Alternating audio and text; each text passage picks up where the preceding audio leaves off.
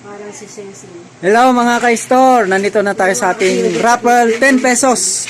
10 pesos lang, meron na kayong 8 biscuits. 1 to 10 lang, kasali na kayo sa raffle. Dito tayo sa free biscuit. Round 177 na. Malapit nang mag 200. Yan, si Madam Raquel ang bubunot.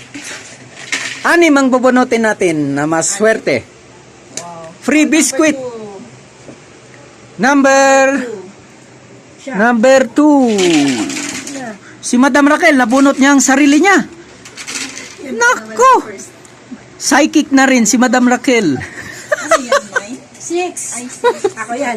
6. Si Madam Honey, ipambira, psychic ka na rin. Ay, hindi. Si Brother Jerry, number 6.